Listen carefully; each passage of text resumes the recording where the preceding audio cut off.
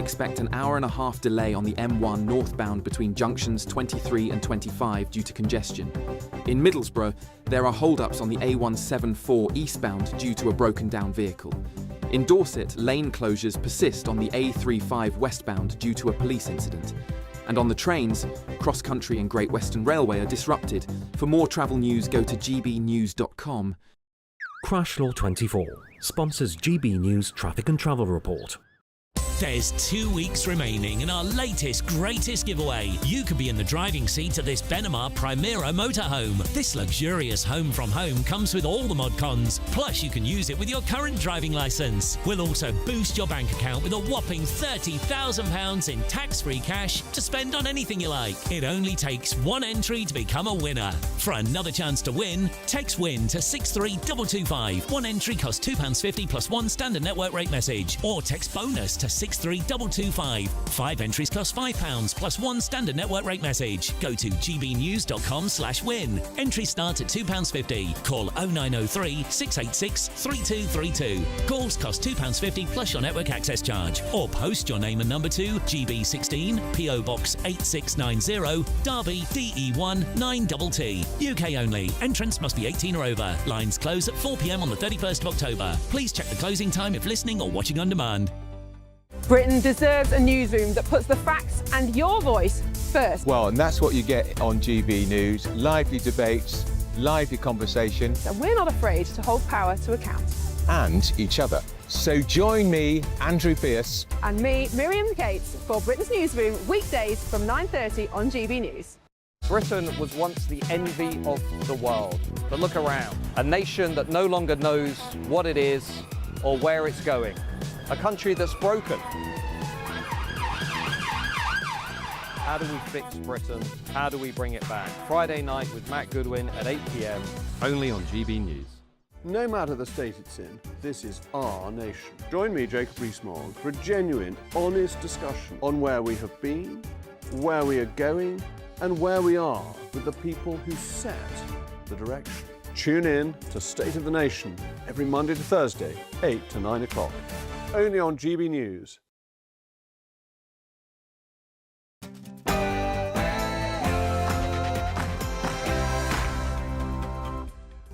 Hello there, it's 6 o'clock. I'm Michelle Dewberry and this is Dewbs & Co. Coming up tonight, the NHS is hanging by a thread. Do not be the ones to pull it. Those are the words of Wes Streeting. 2 resident doctors who, get this, have just announced they're going out on strike again. What's your thoughts? And acquitted of all charges, that's the verdict which has divided a nation. The prosecution of Soldier F for crimes committed over 50 years ago on Bloody Sunday. Let's take a look at that. And calls for Jess Phillips to resign are growing louder and louder. So you tell me, should she stay or should she go? And a man with autism was refused a paid job at a supermarket that he'd been volunteering at for years. Let me tell you, this has re-sparked a debate about whether or not there should be an additional class of wage, perhaps a therapeutic allowance for people who would definitely benefit from being in work, but perhaps are not able to operate at the same level as others. You tell me, would that be exploitation or common sense?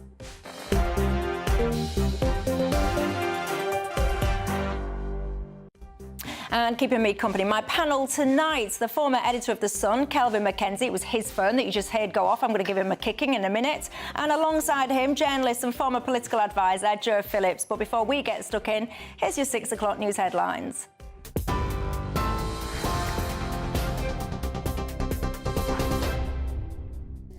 Michelle, thank you very much. The top stories. Multiple sources in government are making it clear there's a widespread determination from Number 10 to the Home Office to keep the safeguarding minister Jess Phillips in post.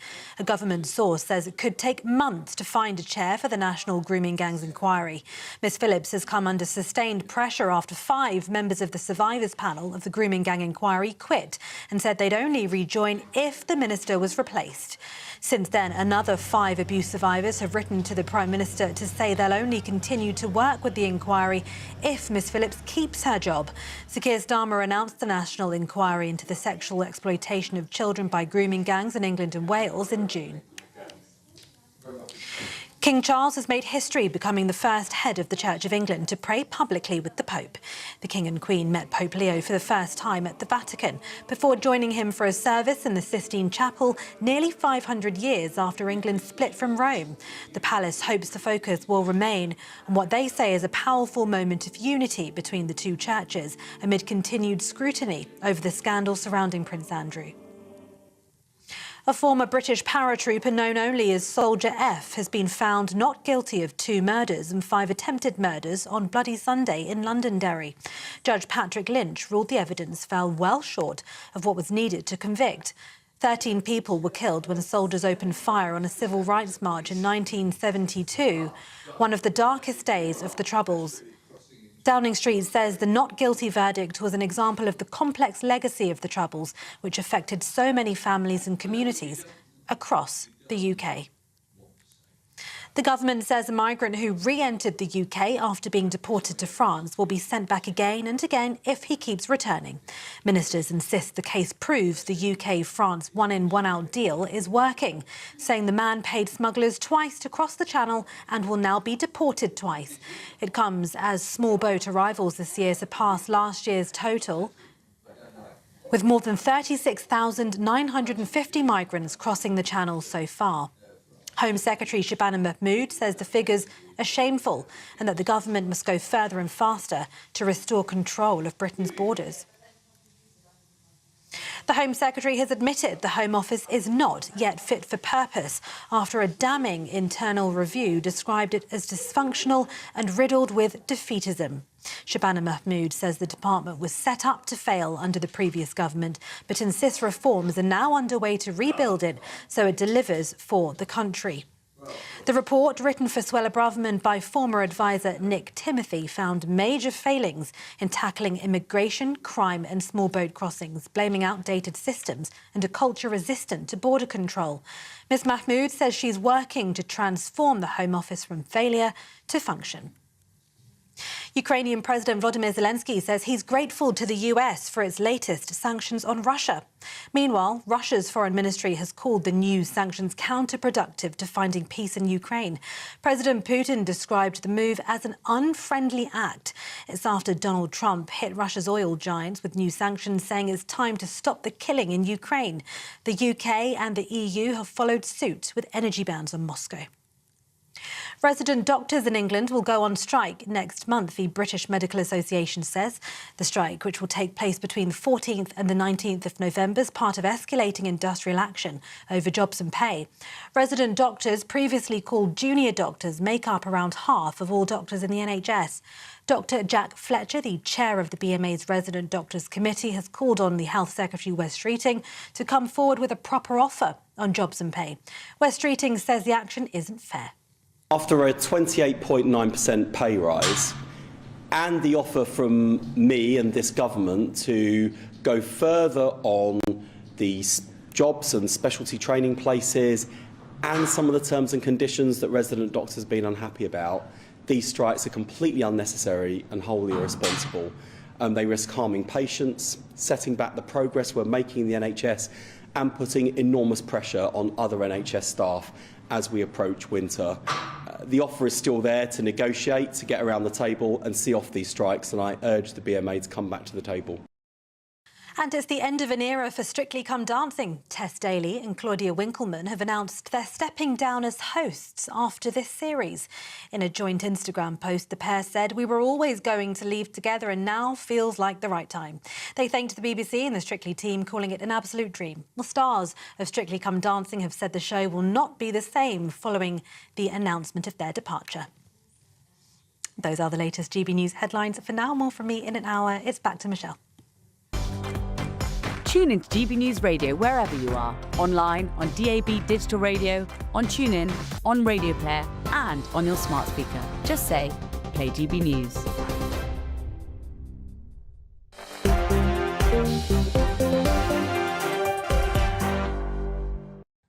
Thank you very much for that, Tatiana. And hello, good evening to each and every single one of you. My name's Michelle Dewberry. This is Dewbs & Co, keeping you company until 7 o'clock tonight. Alongside me, I've got my panel, the former editor of The Sun, Kelvin McKenzie, and alongside him, I've got the journalist and former political advisor, Joe Phillips.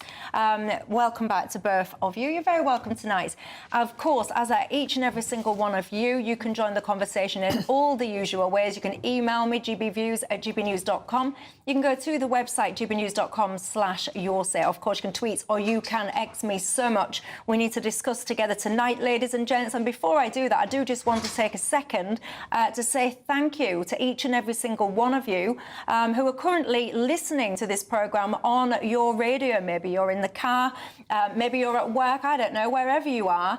Thank you. Because today we got our radio ratings in and they were fabulous for GB News. They said that we are Britain's fastest growing radio station. And if I may be so bold to just take a little bit of credit for us, the panel, the show Dewbs & Co, we had the fastest growing show last quarter with 232% increase on our listeners. So I really do appreciate it. I always say this programme is nothing without you guys at home, and I appreciate each and every single one of you. I am sorry to inflict Kelvin McKenzie on your earlobes for the next hour, though. What can I say? We've got to take one for the team sometimes, haven't we, Kelvin? Anyway, look at his face. Oh, disappointed. I know. Look. When you said he went up by 232%, we went from 1 to 3, did it? Yeah, well, my mum, it used to be just my mum listening, but now it's my mum and my two brothers and a little bit to one of my sisters, so thanks very much for that. Anyway, I think my maths were off then, but you get my point, don't you? I do. Anyway, look, I want to start tonight by talking about the NHS. Resident doctors, many of you will know them as junior doctors, of course. These guys have been out on strike more than I've had hot dinners, or so it feels like recently. Well, get this, everybody. They've now announced going out on strike again, a 5-day strike from the 14th to the 19th of November. They reckon that the government has failed to give a credible plan to improve pay or job security. I mean, I've got to also remind you that they have just had quite a whopping pay rise. I think it's the highest within the public sector, where Streeting is basically really not happy about this at all. He's saying, we've given you a 28.9% pay uplift. We can't move further on pay this year. He says that they're willing to work with the RDC on different things in terms of expanding the numbers of training places and so on and so forth. But I can tell you, Dr. Jack Fletcher, you've just got a glimpse of it there. He basically says, and he's the chair of the BMA's Resident Doctors Committee, he says, quote, this is not where we wanted to be. We talked with the government in good faith. We've helped the government.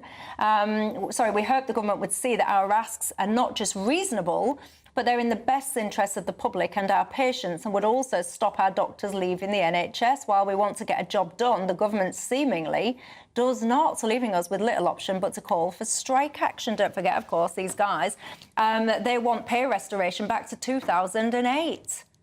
Kelvin McKenzie. There are a number of issues here.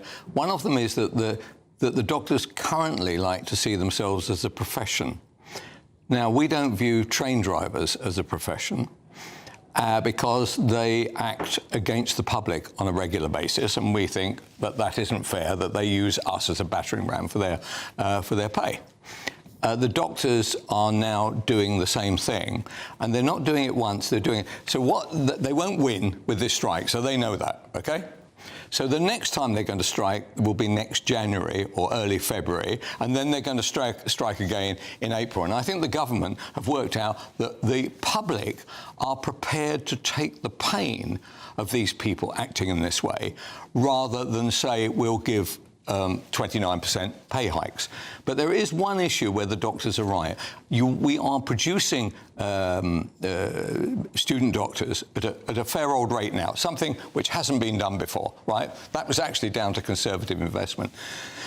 Those people are finding it enormously tough to find training places in hospitals. There are no jobs. In fact, bizarrely, somebody I know who had their eyes tested for quite a serious thing, the consultant said to her, she said, we have too many doctors in here right now. I don't know what they're doing hanging around all day. They're not working. So there's a lot of rather strange things that's happened. And one of the most bizarre things is that we bring in doctors from elsewhere in the world, whereas our own people, our own trained people, now can't find work. However, let it be said, once and for all, they can't be considered a profession. They are just like any other trade union now. Jo? Well, I think... bizarrely, I think Kelvin's right. So shall I go home? Yeah, what's going on here? No, but I mean, I don't think there's any public sympathy for them. And the government has given them, I mean, you know, many people criticise the fact that as soon as Labour was elected, the first thing they did was to give them a walloping great pay rise. The idea that you want to have your pay restored to what it would have been in 2008 is a little bit like saying, actually, I'd like to buy a house at the same price as it would have been in 2008. You know, get in the real world. And the government has made it clear, and as far as I can tell, has been willing to talk about all the other issues, you know, whether it's training, whether it's placements, whether it's career progression, conditions of work and all of those things, but has made it clear since the last strike that there is no pay increase on the table. And the idea that you could even go on strike and ask for a 28% pay rise is absolutely disgusting. It's deeply, deeply offensive to most people, including their patients, and the nurses that work alongside them, and the paramedics, and the people who clean the hospitals, and the radiographers, and all the other people who work in the health service. It's absolutely outrageous. And I think, you know, I agree with Kelvin. People will just go, OK, doctors are on strike, try not to get ill this week. And they'll do it again, probably in January, you know, when we're... And the other people that are making a huge amount of money are the consultants. I know one, right? He said he's had the best year he's ever had, because what's happening is people are taking their hard-earned pennies, if they've got any hard-earned pennies, and they're going private. Well, and he can't get out of the way of the money. And also, the other thing that will happen is that the health service, which is, as we know, hanging by a thread, to use Wes Streeting's phrase, is going to have to spend an awful lot of money on covering the doctors who don't turn up for their shifts, on locums and, you know, agency doctors and things. Well, I mean, what's unfair slightly about this show is why haven't we got a doctor's representative actually being able to say to your viewers... To explain themselves. They're very welcome if any resident... Because otherwise, you know, welcome. It looks as though they're doing it just to be vile. Yeah. And that they might have a case, but I have never read a decent argument for them receiving the kind of money which most of us only dream about. Yeah, exactly. But this pay restoration to 2008, it's gone on, this demand has gone on for ages. That should have been kicked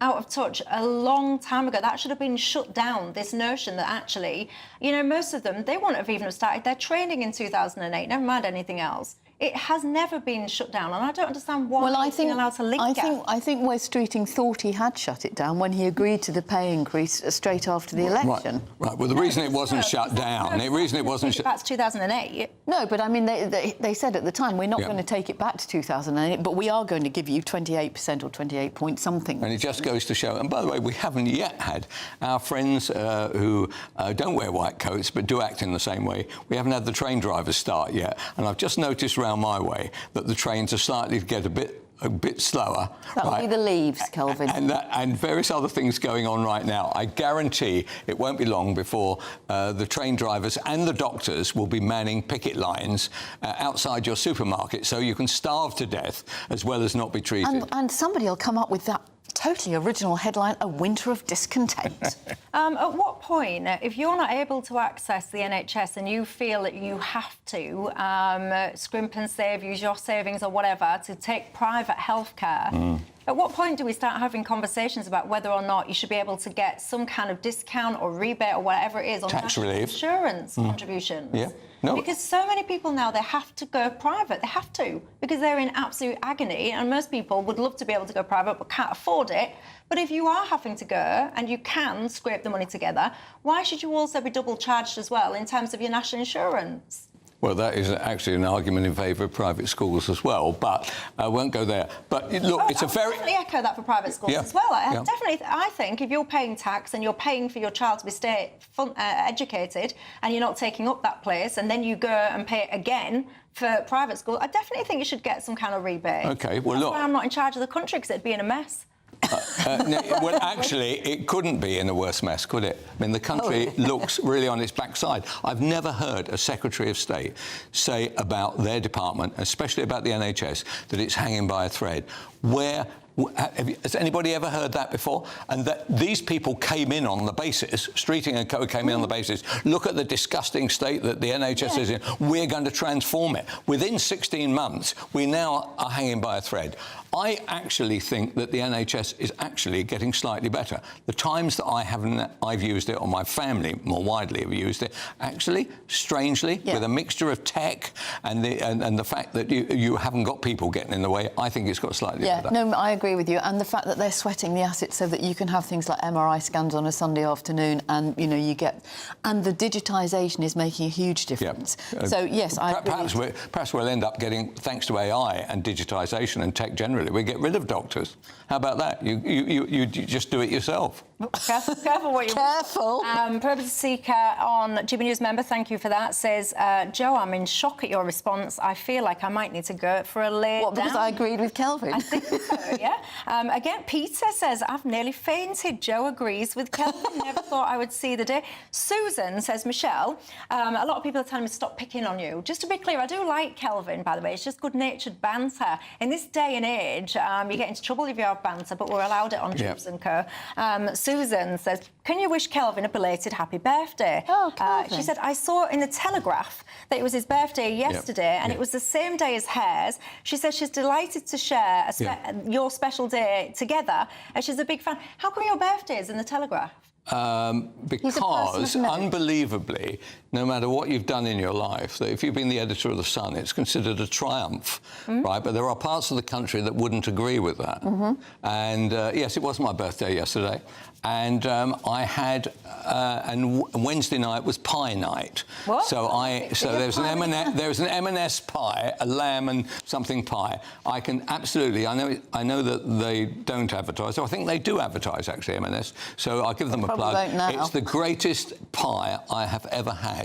12 quid. Fantastic. Anyway, that's you know how... what? I think you've got a new career, the voiceover. Yeah, the voice of M&S. It's not just food, it's Kelvin's favourite. The Pie Corner. Other supermarkets are available. Let me... I need to go to break, but now you've also set me off. My mum always tells me off, if I go to a pub and I order a pie, I always ask the same question to the waiter or waitress. Is it a proper pie with a bottom? Because in this day and age now, it infuriates me. You get a lid. You order a pie, it's a stew with a lid. Yeah, exactly. It's a casserole dish with some filling. And then a lid, a pastry lid, that's not a pie. A pie's got to be a bottom bit so that the gravy is soaked into the bottom and then you get the crunchy bit on top. Right, was it a full pie?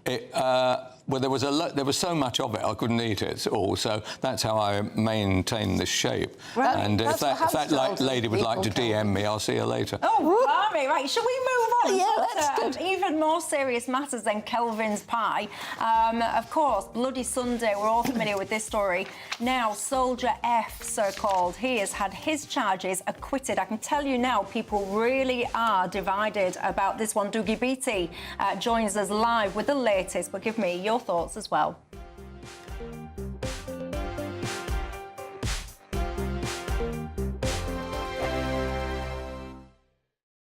Westminster's full of talk, but out here, it's the real world. Am I allowed to talk then? No, that's it. This is where it matters, real people and real lives. That's what politics is all about. The fact has Trump made a good start? No. Straight answers, no spin, and just a couple of pints. How many fingers have I got up? About 10. So join me for Lee Anderson's Real World every Friday at 7 p.m, only on GB News. The People's Channel, Britain's news channel.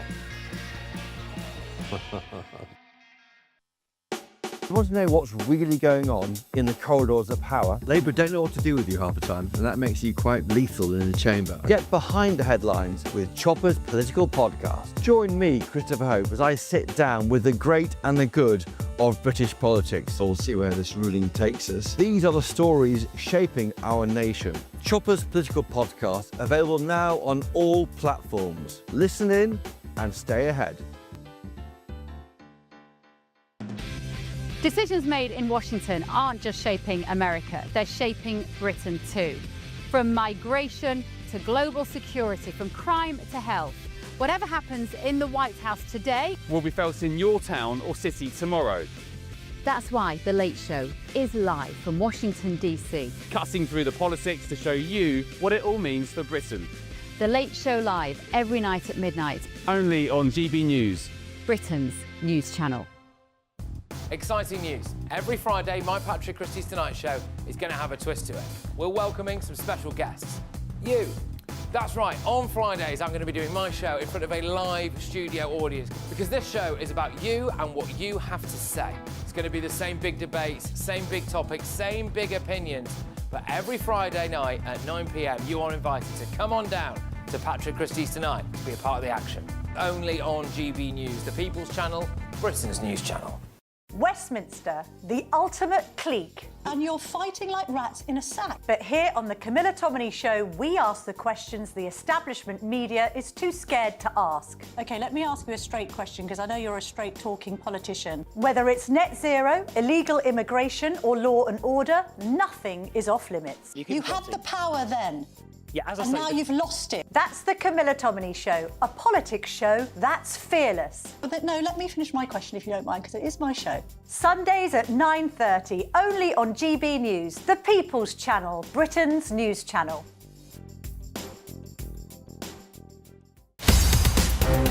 In the GB newsroom, we bring you the news as it happens. With our team of dedicated journalists across the UK. We're ready to keep you up to date with what's happening every half an hour, every single day. Bulletins here on GB News. The People's Channel. Britain's news channel.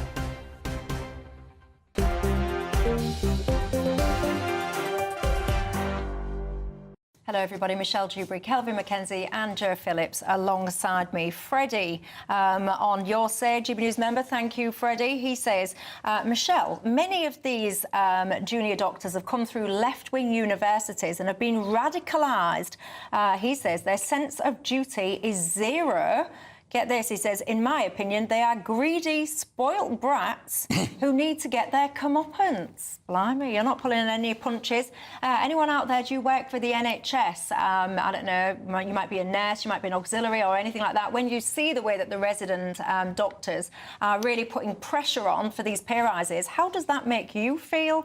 Something that caught my eye today, before I do move on to Soldier F, I saw this tweet, let me just bring it up for you.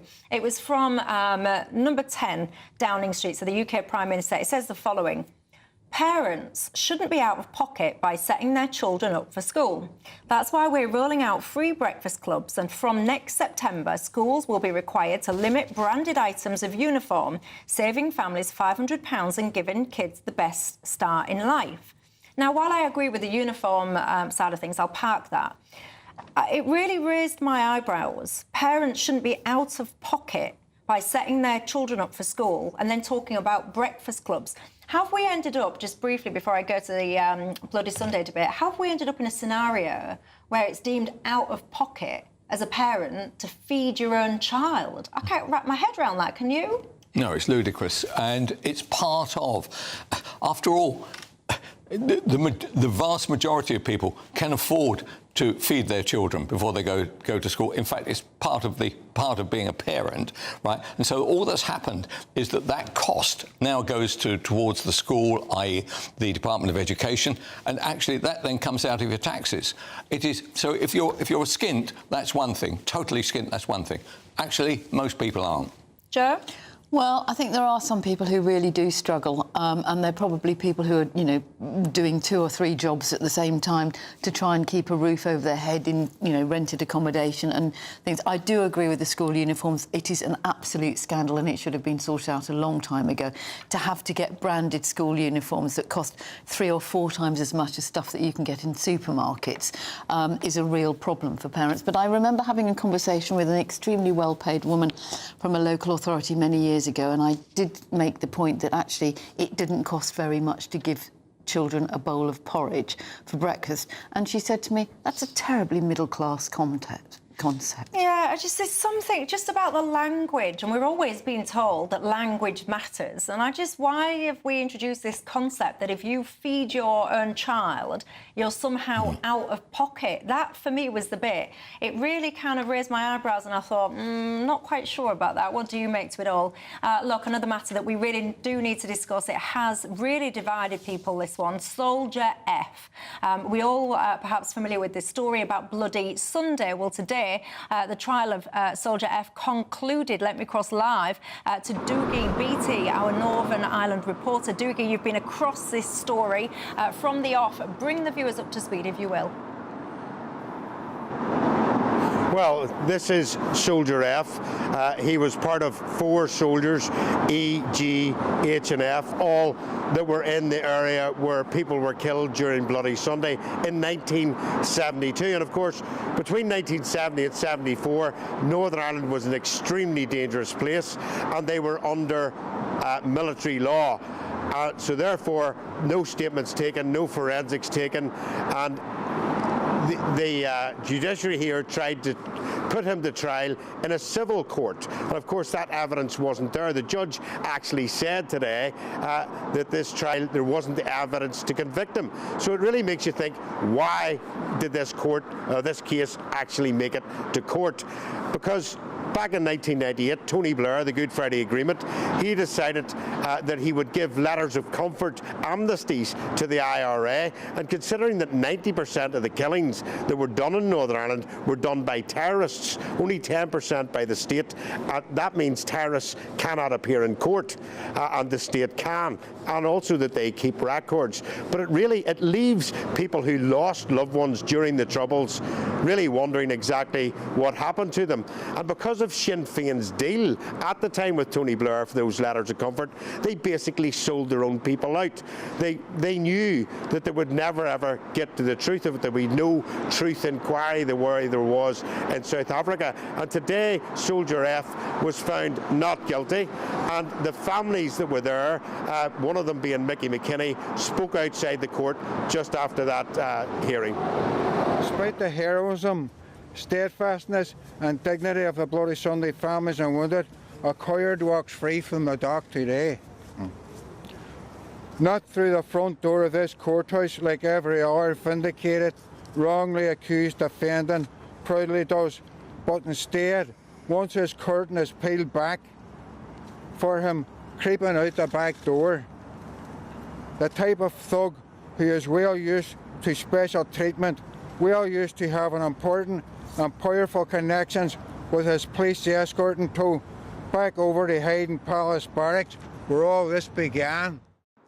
Well, you can hear there from those families that they are still very angry, and that is actually dividing communities. And on the other side of that coin, you have the people that were involved in the security forces in Northern Ireland, the legal side of things, and they were represented by David Johnson, the Veterans Commissioner for Northern Ireland, and he also spoke outside the courts. The veteran community in Northern Ireland will welcome today's outcome.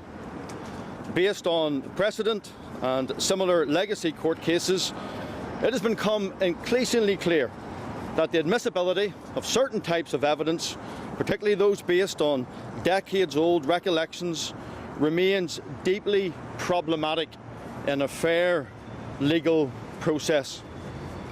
Soldier F has faced legal scrutiny in various forms for more than a quarter of a century, and it is my hope that today's ruling by Judge Lynch brings that long and arduous process to a close. Well, you can hear from that, Don, that really what is going on here is there is a push towards a legacy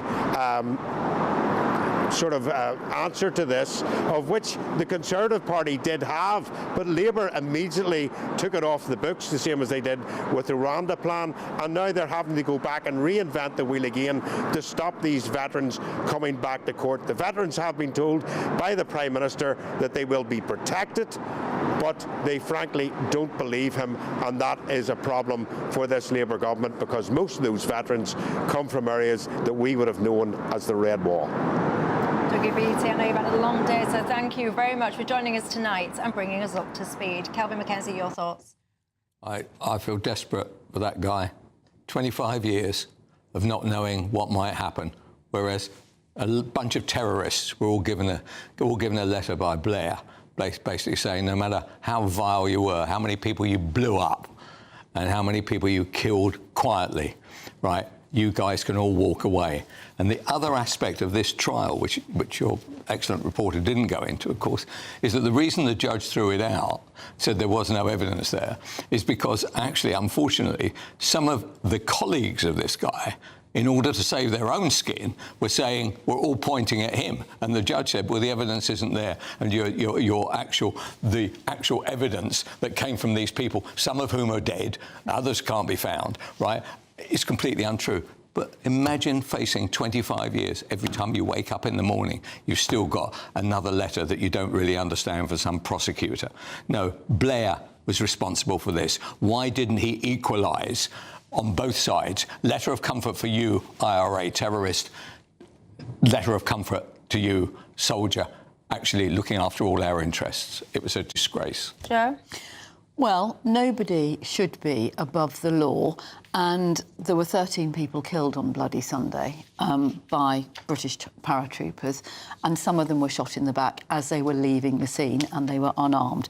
But, you know, yes, it is awful after so many years, for both sides, for the families of people who were killed as well.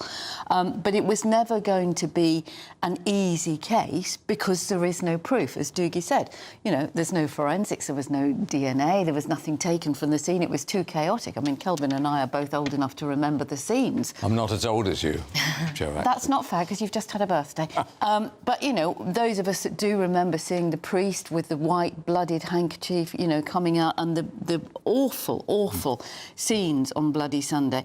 But, you know, it is a problem, isn't it? You're not going to get a result, and people want somebody to be held accountable. And you know, the point is, soldiers... Tony Blair should have been held accountable. So soldiers are acting on behalf of the state. This is what and many that of is my the viewers point. are saying. Christopher says anyone who served their country was following orders. They shouldn't be held accountable for following the orders of their senior officers. Peter says, Michelle, Starmer and Blair should essentially be up in court for high treason for this. So many of you getting in touch about this breakfast story. That's really sparked a debate among you guys at home. I'll bring you into the conversation after the break. I also want to ask Jess Phillips, should she stay, should she go?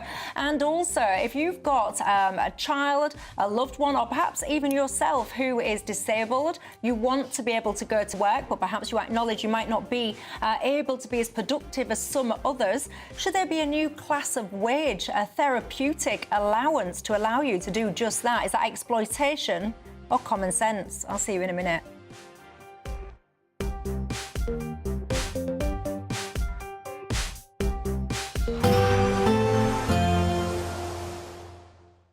Ready to soak up that holiday sunshine? Won't we need some cover? No worries, all sorted. All Clear Travel Insurance sponsors GB News Travel Destinations Forecast. The weather's looking quite mixed across southern parts of Europe as we go through tomorrow. Yes, there will be some dry, sunny and rather warm weather, but also heavy rain in places too. A band of rain pushing across parts of Portugal and into central Spain. Meanwhile, across France, feeding into Italy and also further east, there's some heavy thundery rain, and this could build up in terms of rainfall totals, enough to cause some impacts in a few places. Looking a bit drier and brighter as we head into next week, though. All Clear Travel Insurance sponsors GB News Travel Destinations Forecast. Hello there, good evening. Welcome to your GB News weather update from the Met Office. Over the coming days, there will be some spells of rain at times, likely remaining quite windy, and it's those brisk northerly winds that are going to make things feel cold, particularly as we head towards the weekend. For this evening, though, low pressure dominating, situated to the northwest and also the southeast, maintaining that brisk northerly wind, so it is going to continue to feel chilly as we head through this evening and overnight. There will be some showers at times, particularly across eastern and western coasts. These could be heavy, perhaps with some hail and thunder, but many inland areas should remain mostly dry. Plenty of clear skies across central and southern England, so feeling chilly here, but particularly where we catch that brisk wind, it is going to be feeling cold as we progress through into Friday. Now, it's going to be a much brighter start across central and southeastern England as we head through tomorrow. Still quite cloudy across the west, plenty of showers moving through here. Also quite cloudy across Northern Ireland, northwest England. Some of these showers could continue to be heavy with some hail and thunder, and a decent amount of cloud across Scotland too. Some showers, particularly across the northeast of Scotland. This will merge into quite persistent areas of rain through the course of Friday. So quite a wet end to the week across eastern areas of Scotland, but elsewhere we'll see a mix of showers. Also some brighter spells. The main showers will push into parts of the west, so the best of the brightness is likely going to be across parts of the south and southeast. Still fairly blustery though, and feeling chilly in those winds. Highs reaching around 12 to 13 degrees Celsius, but even across Scotland we'll see temperatures around 10 degrees Celsius, but in that wind it is going to feel much chillier. And it's a similar theme as we head through into Saturday. Quite chilly in the wind. There will be some showers, particularly around coasts, particularly across parts of northern Scotland. These too could be heavy at times, but otherwise plenty of bright sunny spells, and you should be able to enjoy it if you wrap up warm. And this will continue through Sunday and also into Monday. That's everything from me. Bye-bye.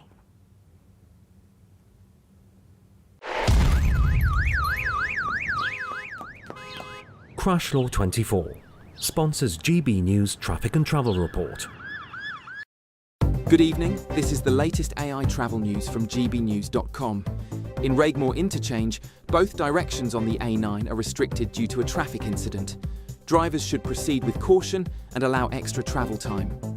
The A38 northbound in Staffordshire is experiencing significant congestion, causing up to 40-minute delays. In Leicestershire, the M1 northbound faces heavy traffic with 30-minute delays.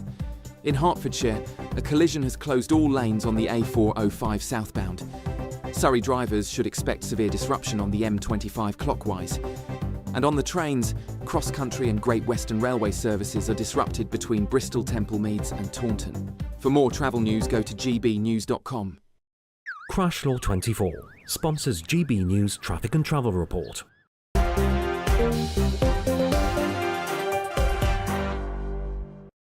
Hello everybody, Michelle Dewberry, Kelvin Mackenzie and Joe Phillips with you until 7 o'clock tonight.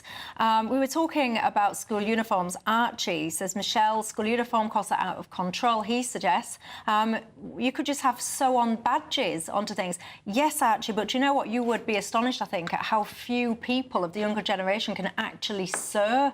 I would be astonished if many of them knew how to do that. Maybe I'm being a bit harsh.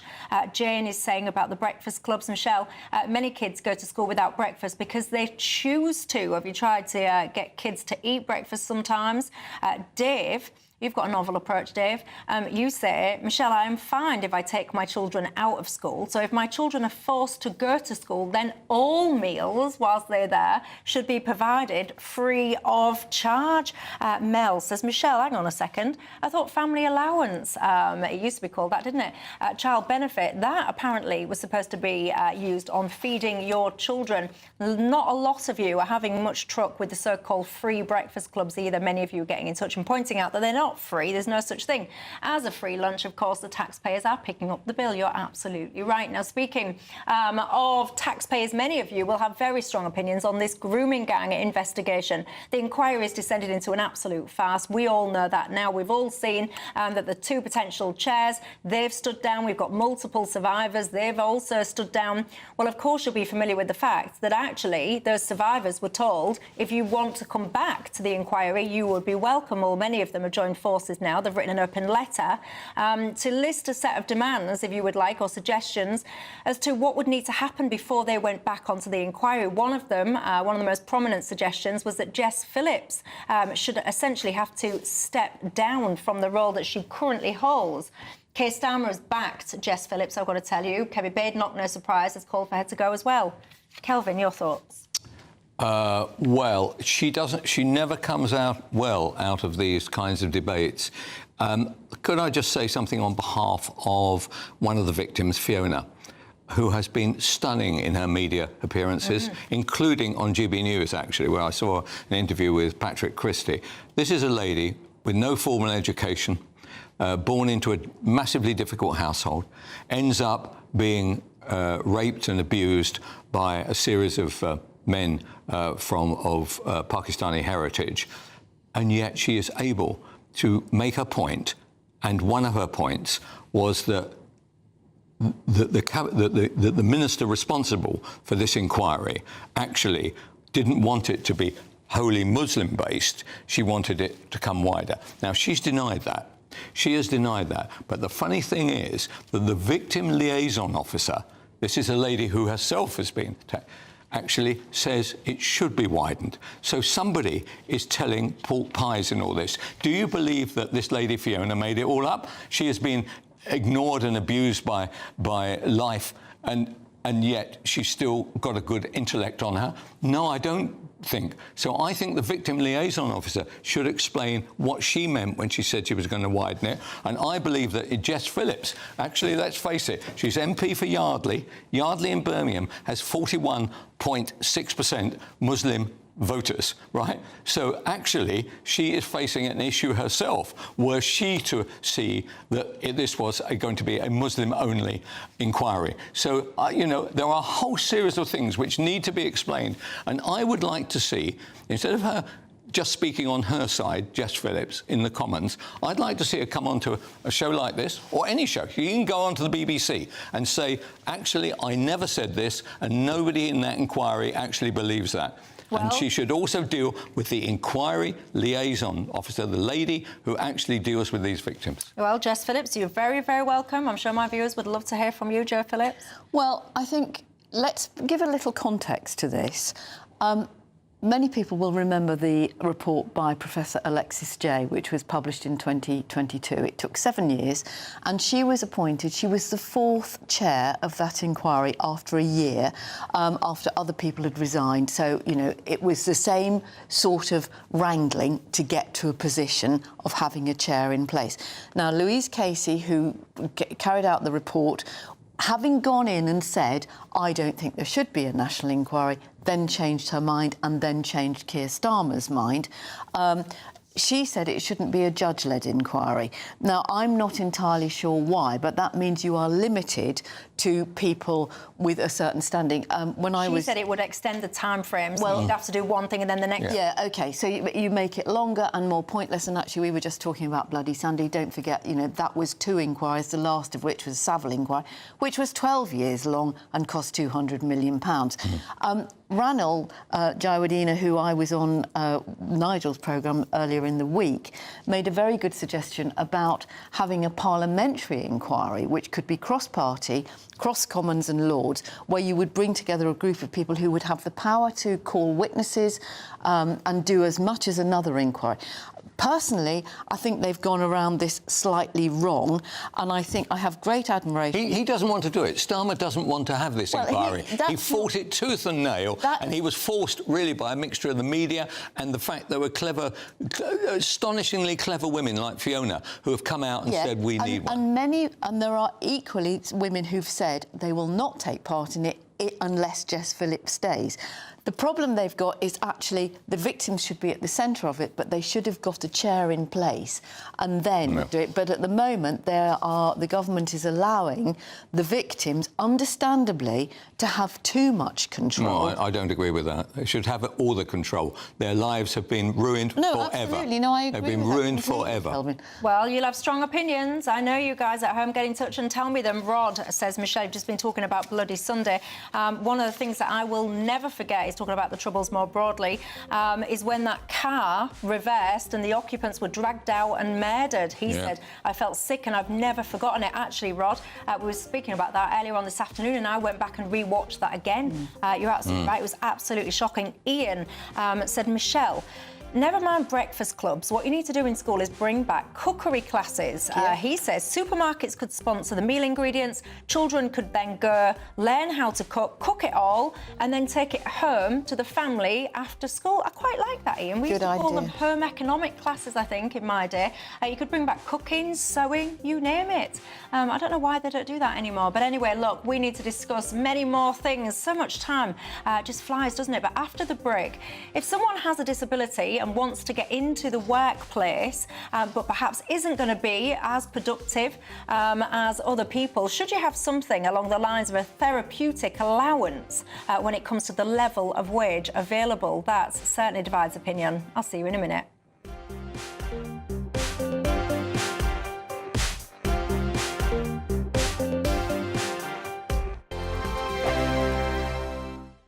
Michelle Dewberry. This is Dewbs & Co. with you. Hello everyone, Patrick Christie is here. GB News, Britain's news channel. News Channel. Access the stories that matter to you.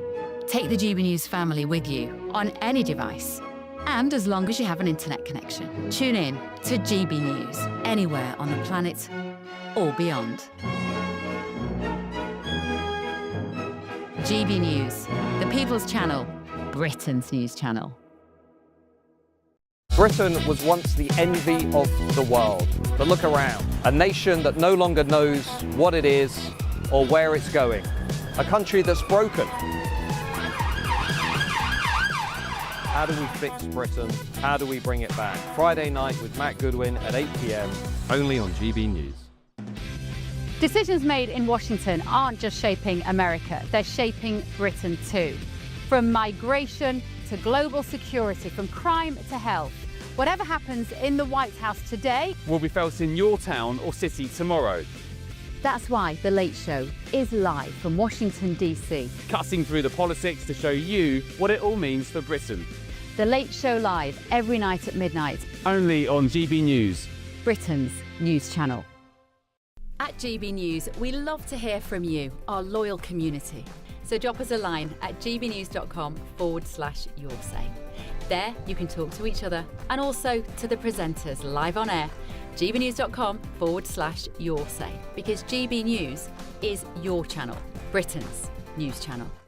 Hi, I'm Michelle Dewberry, and my show is your opportunity to cut through all the noise and dive in headfirst to some robust debates. Ideas clash. Situation, isn't it? Because you're deliberately avoiding my point. Nothing's held back. And if you think this is the end of it, wait for more. And we do not shy away from the difficult stuff. Sometimes I want to shake people and say, if only you understood. So join me on Dewbs & Co. weeknights at 6 p.m. only on GB News, Britain's news channel.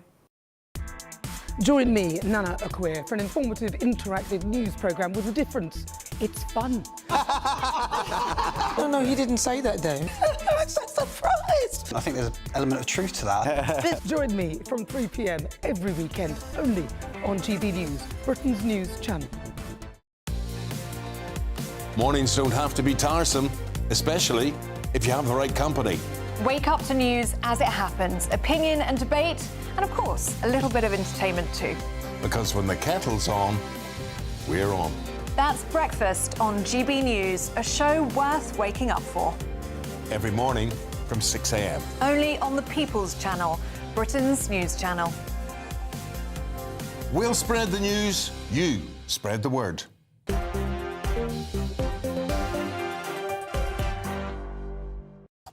Hello, everybody. Michelle Dewberry, Kelvin McKenzie, and Joe Phillips. Till 7, Valerie says, Michelle, I'm from a family of 7 siblings. We never starved. My mum gave up everything, basically, to try and feed us. We were happy with what we've got. The problem is today that people do not cook, she says. They're obsessed with frozen food and takeouts, and she says, and then what money they have, they spend it on themselves. I think that's certainly true for many people, but there will also be many people, perhaps even watching this, that really, really do struggle.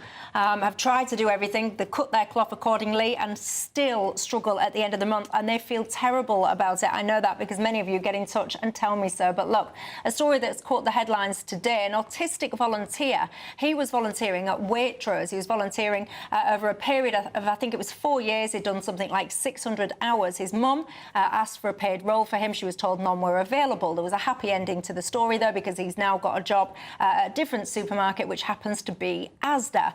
It's prompted a huge raging debate, actually, about how easy it is for organisations to employ people that struggle, that perhaps cannot, through no fault of their own, be as productive as other workers. Many years ago, a lady called Rosa Monkton, she had a daughter that had Down syndrome. She used to campaign for something called a therapeutic allowance. There was a point in time where she was presenting the case where, you know, work is so good for many people, but they're not able to contribute to a significantly productive level through no fault of their own. Many people disagreed with that at the time. Other people agreed with it. What would you say to something like that? Well, I think, you know, Rosa Monkton is talking from a position of real knowledge and experience, as only the parent of a disabled child can do. And I think, you know, from an objective point of view, it makes perfect sense to me that people are given as much help and support in working. And, you know, I know the supermarkets are very good and other big shops and chain stores are very good and helpful. I think in this case, you know, it wouldn't have hurt Waitrose to give him something like pocket money because he had been there for such a long time. Yeah, but you can't do you can't legally as an organisation. I know you can't. Minimum wage rules. You can't just say, right, I'm going to give you a bit of pocket money. You'd be up in a tribunal. Yeah, I know, but you know it. which is why Rosa Monkson's point of a therapeutic allowance is something worth considering, I think. What do you think to that? Because I mean, this was a long time ago when Rosa Monckton proposed this. You, Kelvin, your thoughts? Well, first of all, I'd like to defend Waitrose. In my town in Weybridge, there are at least 2 employees I've seen for the last 15 or 20 years who might be classified in that way. And a friend of mine through the family, he works in Cobham, and he would be deemed as challenged. So I think this has been most unfair on Waitrose, and supermarkets generally, as to your point, Joe, are tremendous employees of those people who have special needs. The truth about the matter is, at the moment, they get paid minimum pay. Right? They are huge employers. So the employee gets minimum pay of £13 odd an hour. Now, it may be that if what you're saying, Michelle, or what Miss Monckton was saying, was that, in fact, there will be those who are really severely affected but still can do some kind of small job, then a supermarket wouldn't want to take them on, or a company wouldn't want to take them on, but they are prepared to be kind of helpful, then that might be a case. But to be honest with you, I literally don't see it happening. I tell you what I would like to read. I'd like to read this particular quote. Do you know what? We told him he was a working man once he started to go out and finish college, and he used to say, "I'm working like my dad and my brother." Those families that have children who have special needs will know that they spend all their time trying to say to people, "You're just like everybody else," and it's a challenge. Hasn't it? I can see that. It's a challenge. It's a challenge. It is. You also get it in another area, which is emotion. You say that there is somebody for everybody. There is, and I know if you are a parent, all you want is for your child to be okay, to be valued, to be welcomed in, to be treated with dignity and respect. So, like Kelvin, I know that's really touched you, made you emotional, Kelvin, and I know it will have done with many other people. That's almost all that I've got time for tonight. Thank you for your company. Waitrose say that they do care about people. They have got policies in place to support volunteering, and they're investigating it. They say that they would welcome Tom back in paid employment and trying to support his family. They want him back very soon. Well, unfortunately, life's moved on. He's already got a job in Asda. Credit to them. Trev, I loved your pie. Thanks for sending in the picture. Thanks to my panel. Thanks to you at home. I'll see you tomorrow night.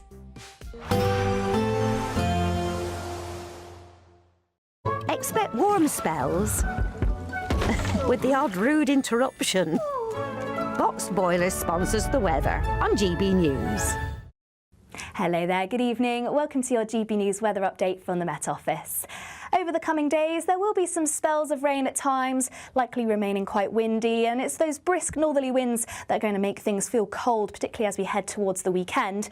For this evening, though, low pressure dominating, situated to the northwest and also the southeast, maintaining that brisk northerly wind, so it is going to continue to feel chilly as we head through this evening and overnight. There will be some showers at times, particularly across eastern and western coasts. These could be heavy, perhaps with some hail and thunder, but many inland areas should remain mostly dry. Plenty of clear skies across central and southern England, so feeling chilly here, but particularly where we catch that brisk wind, it is going to be feeling cold as we progress through into Friday. Now, it's going to be a much brighter start across central and southeastern England as we head through tomorrow. Still quite cloudy across the west, plenty of showers moving through here. Also quite cloudy across Northern Ireland, northwest England. Some of these showers could continue to be heavy with some hail and thunder, and a decent amount of cloud across Scotland too. Some showers, particularly across the northeast of Scotland. This will merge into quite persistent areas of rain through the course of Friday. So quite a wet end to the week across eastern areas of Scotland, but elsewhere we'll see a mix of showers. Also some brighter spells. The main showers will push into parts of the west, so the best of the brightness is likely going to be across parts of the south and southeast. Still fairly blustery though, and